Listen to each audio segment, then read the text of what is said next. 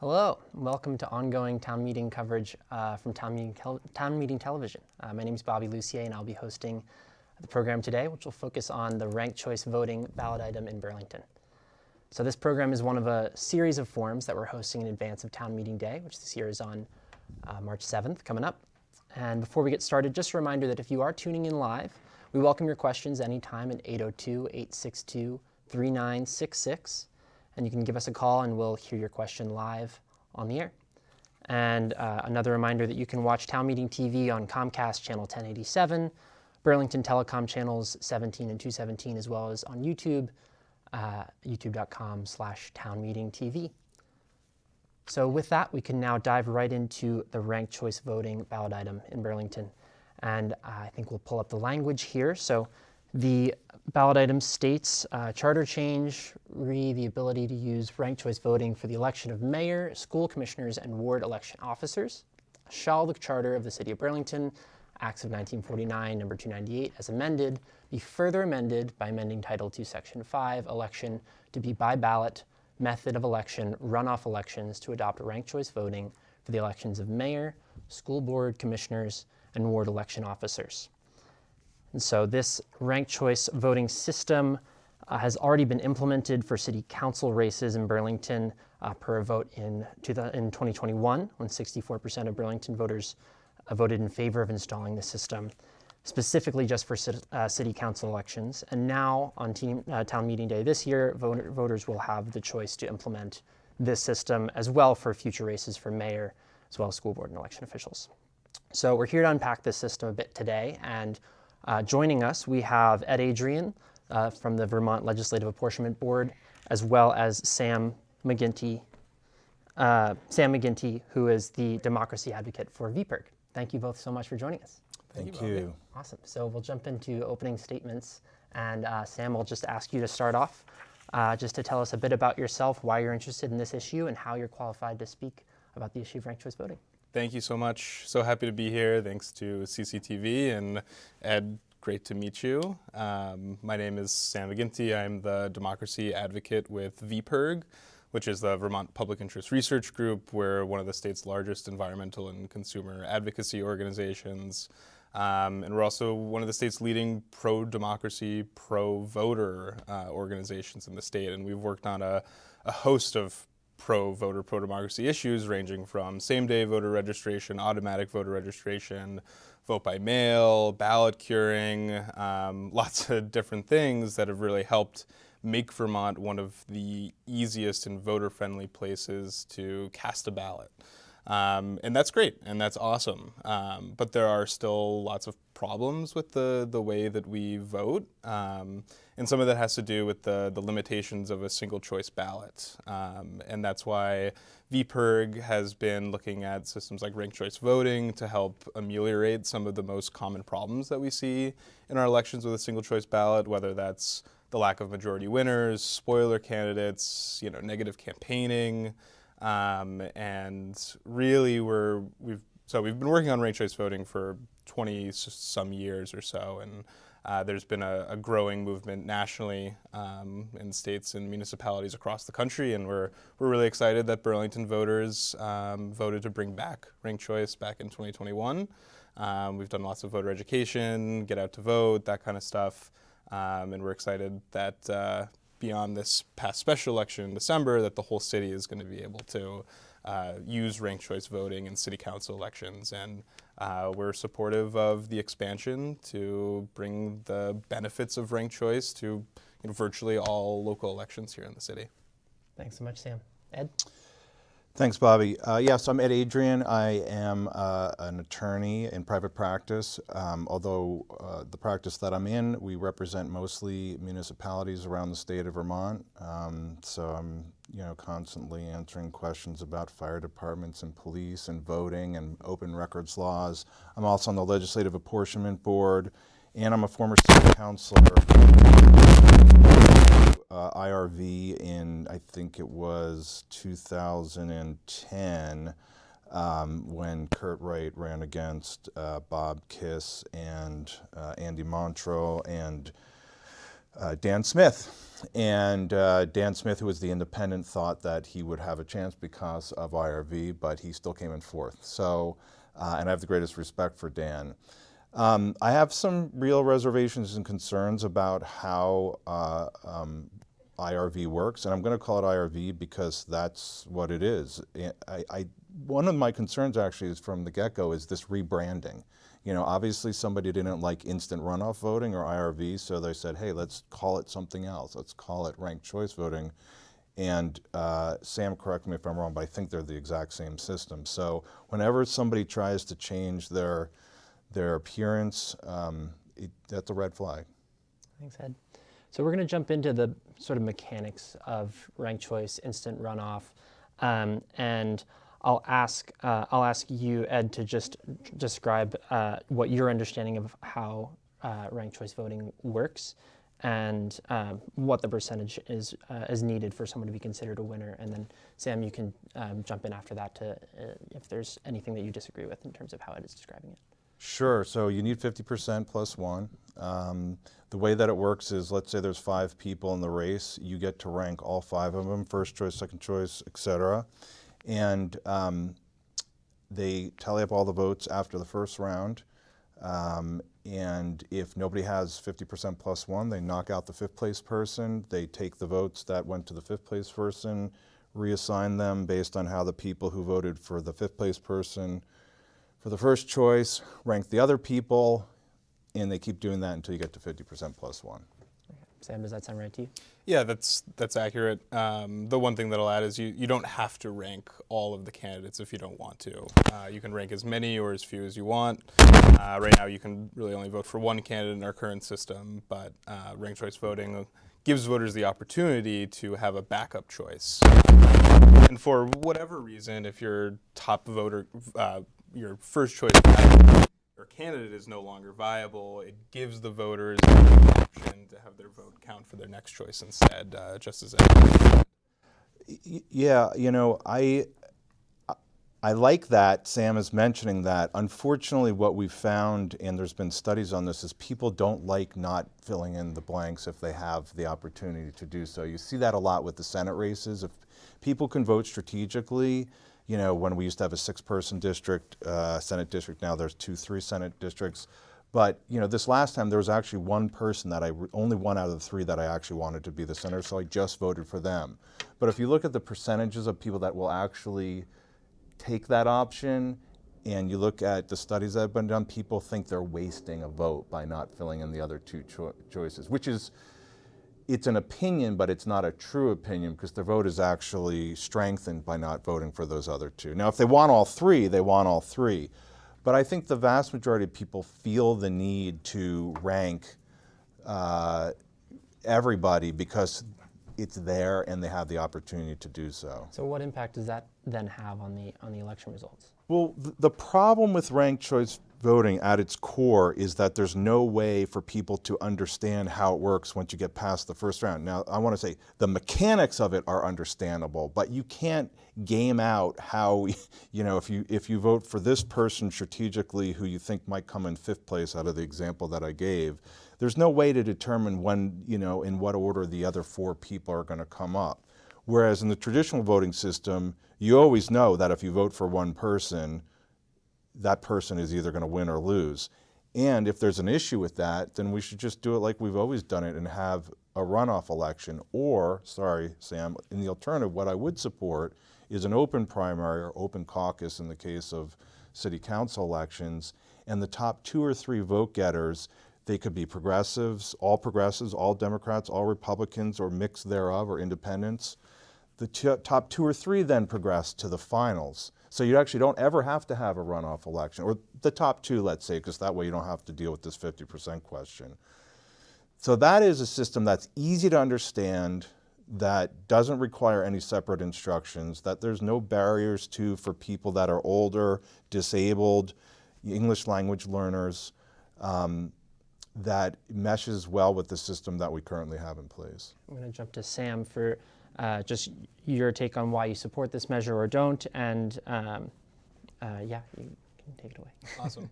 Well, just to respond briefly to what Ed had to say, Ranked choice voting is really simple, right? You know, the idea of ranking things in order of preference is something that we do in our daily lives. You know, we're running a lot of voter education right now with Ben & Jerry's ice cream flavors, for example. And if I go to the grocery store and I'm thinking in my head, like, I really want to have fish food for dessert tonight, but if there's no fish food at the grocery store, I can have a backup choice and settle for Chunky Monkey. Or have chocolate therapy or something, and that system is really intuitive, and it's something that we do in our daily lives, from small things like ice cream to really big decisions like where we're going to go to college or where we want to buy a house. And voters have found ranked choice voting to be really simple.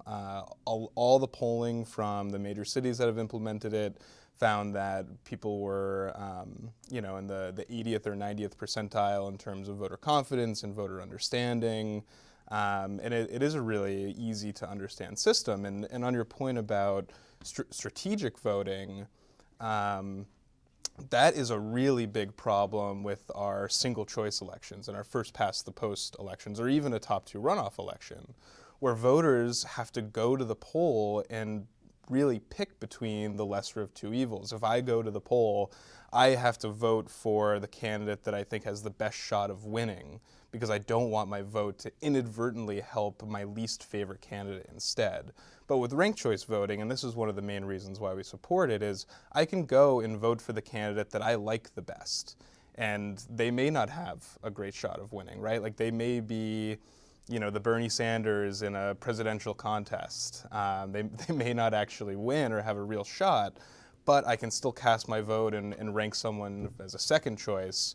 And once Bernie Sanders or another candidate to that effect is eliminated, my vote can still count for that second choice instead. And that kind of moves and eliminates a little bit of that strategic voting, because at the end of the day, voters should vote their conscience, and that's really important.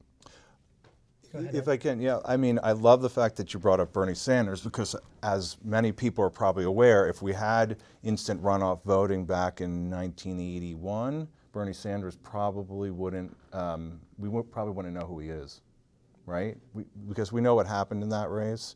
What happened was that a spoiler Democrat or ex-Democrat got in, Dick Bove, who used to own Bove's restaurant, who sucked out about 1,000 or so votes. The incumbent mayor and Bernie were separated by 17 votes, but it's pretty clear to the people that were watching at the time that the vast majority of the Bove votes would have gone to the incumbent mayor and not to Bernie, so we wouldn't have had Bernie Sanders. And in regards to the ice cream analogy, it's cute, but the problem is that you're dealing with an electorate of one. And this is not an electorate of one. So yes, we make choices all the times. We rank things in our heads all the times, whether they're colleges or ice cream.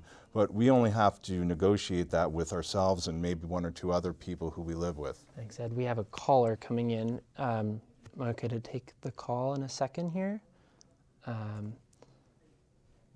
Okay, I'm going to take the call here. Hello, you're live on air. Can you share your name and your question with us? Yes, hi, my name is Lillian, and I just want to know if you guys could talk a little about the benefits of ranked choice voting regarding candidates. I heard it helps more BIPOC and FEM-presenting people into office. Is that true? Sam, we'll start with you for that one. Certainly. So a lot of the data that's been coming out of ranked choice voting elections across the country have indicated that it's helped elect and help encourage to run more females and BIPOC candidates. It's no small secret that they are largely underrepresented in our elections. And ranked choice voting really helps to open up that candidate field.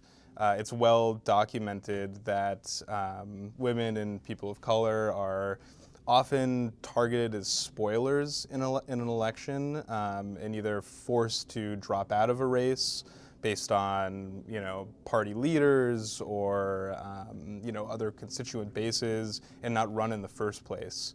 But with ranked choice voting, because of the elimination of the spoiler candidate effect, there's really no reason for them not to get in.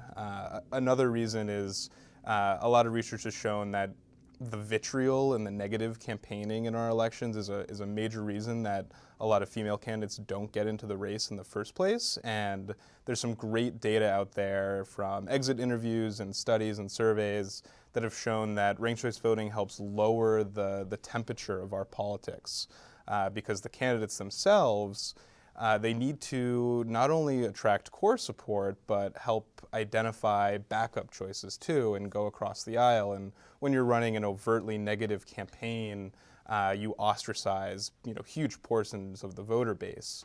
So take the mayor's races across the city. I think, I actually have a number here somewhere. For RCV elected mayors, 47% are women and 53% are men. And you take that in comparison to the 100 largest cities that don't use ranked choice voting, and 31% of them are women and 69% of them are men. So going into some of those factors that help open up the election, we've seen some really great data that's shown that it does help more. Thanks, Sam. Yeah. Sam, what's the sample size on that?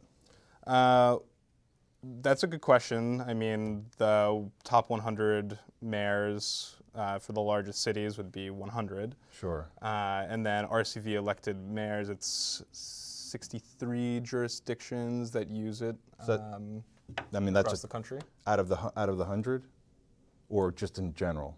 Well, so 63 cities are using it at the municipal level for ranked choice. But it's not the top 100 largest cities. Right, but ranked choice voting is used in some really large cities like New York and San Francisco, and also a lot of really big counties in Utah, which is also a heavily red state. Sure.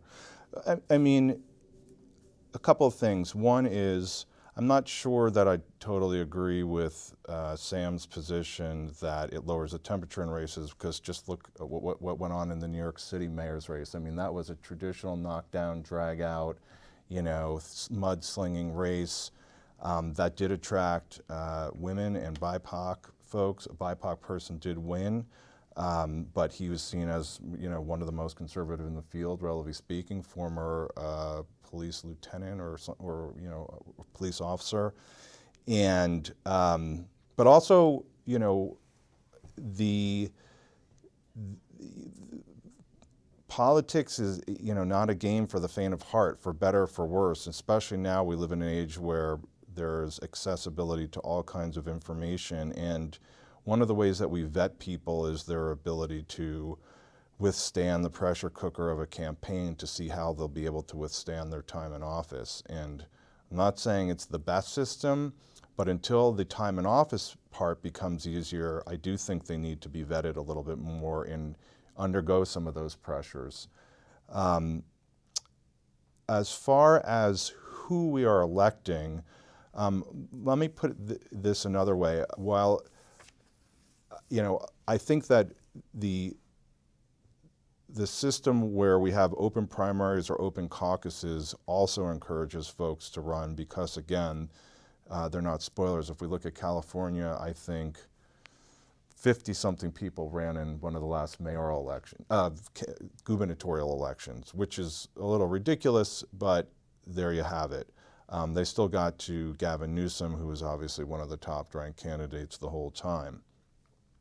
I would actually propose, and I'm going to be blunt here, I think that given an equal playing field, the system that I'm proposing versus ranked choice voting actually elects more moderate candidates in general, and I think that's better for democracy. Thanks, Ed. So we're going to turn now to what kinds of questions you each are fielding as you're thinking about this issue, and what kinds of questions and confusions are you hearing from members of the public on ranked choice voting, and how do you typically respond to them? And we'll start with Ed for this one. Yeah, I mean, so I think that over the years, when this issue has come up and people have discussed it, one of the largest misconceptions, and I don't know how to dispel it, and this goes back to something Sam was saying, is that when people think they have these choices, like they think, oh, I'm going to vote for the second, Bob for second place, then they somehow think that Bob's going to win. they vote for him for second place. So I think that there's this misconception that they have these other choices and they're therefore going to, you know, if their first choice doesn't get it, then their second or third choice is going to get it.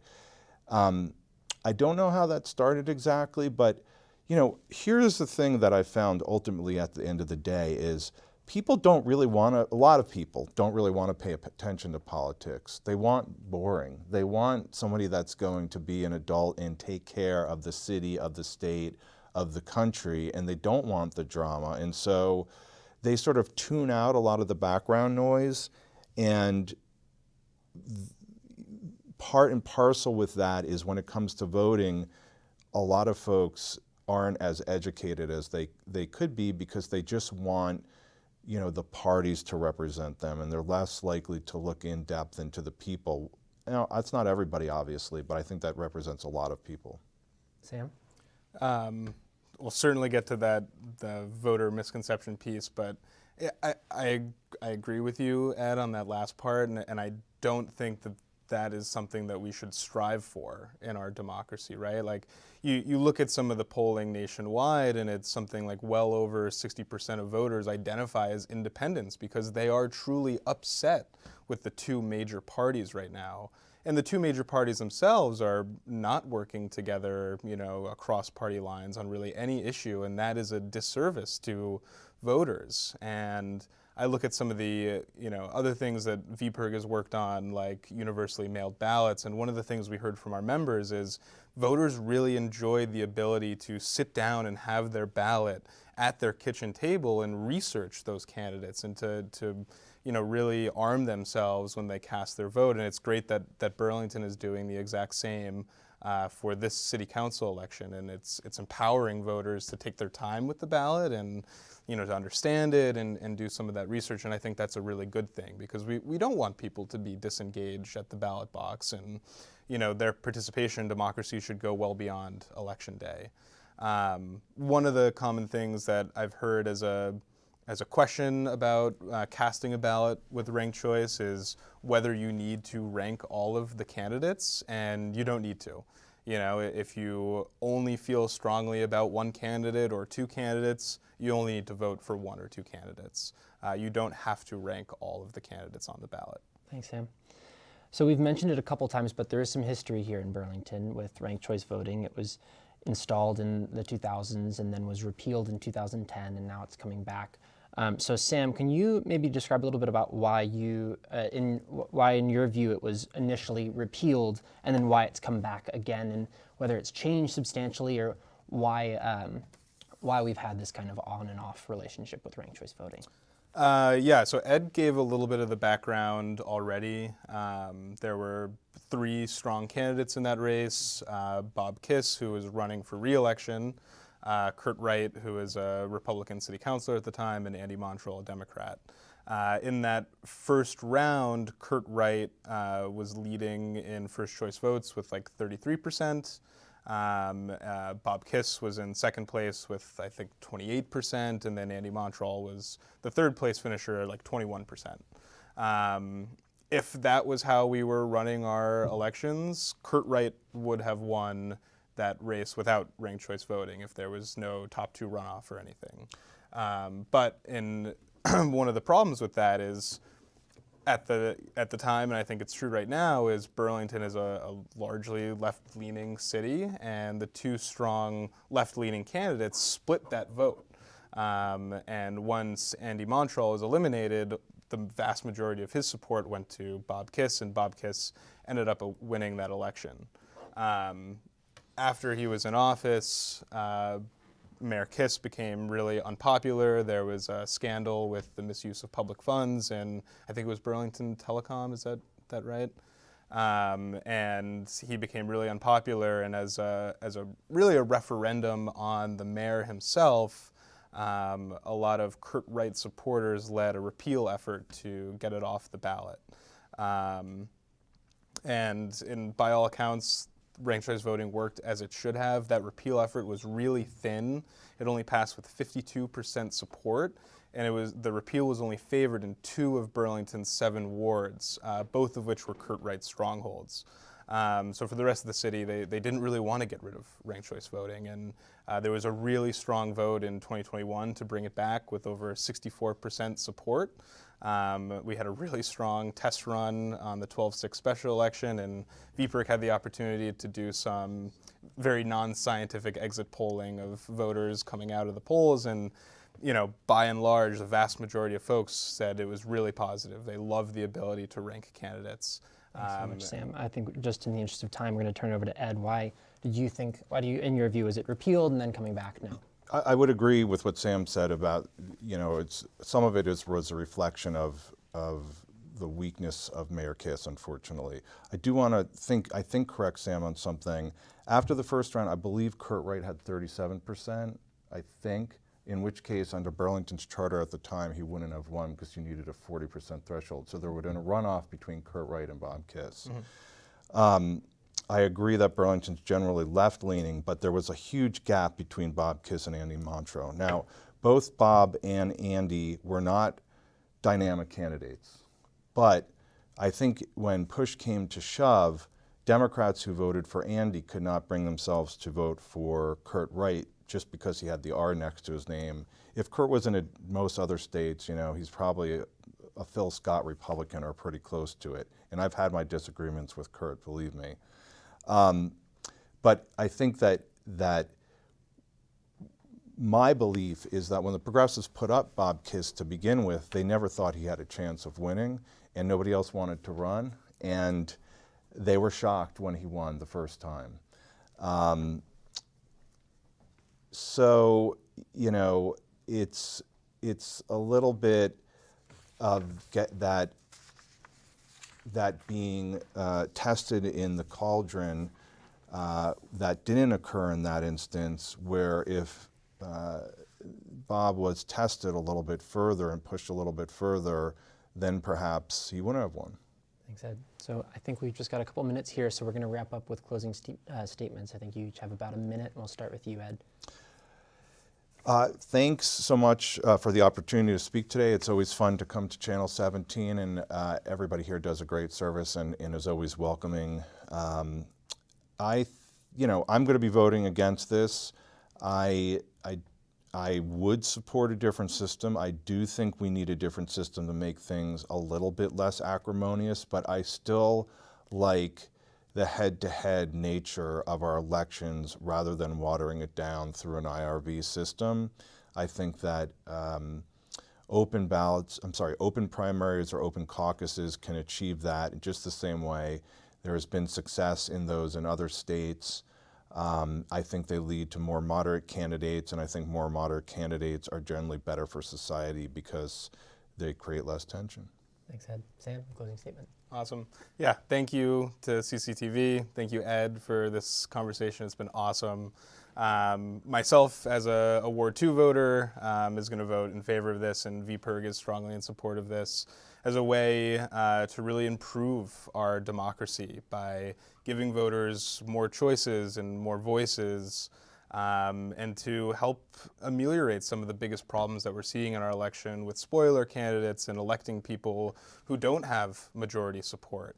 And one of the benefits of ranked choice voting, if we were to do a top 2 runoff, is it saves taxpayers money from a costly and separate runoff election, which is proven to have low voter turnout, and that's a problem too. And this really doesn't solve everything, but it does give some real solutions to some of the biggest problems that we're seeing in our election. So thank you guys so much for having this and putting it on. Yeah, thanks so much, Sam. Thanks, Ed. Thank you, Sam. And Thanks, thank Bob. you all for tuning in. And stay tuned for more of Town Meeting TV's coverage of Town Meeting Day, local candidates, local budgets, and ballot items. And make sure you vote on March 7th. Ballots are not mailed automatically this year. Or actually, is that true? No, they are in mailed. Burlington, they are mailed automatically. And you can make sure that you get out to the ballot or put your vote in the mail before March 7th. Thanks so much for watching and sharing Town Meeting TV.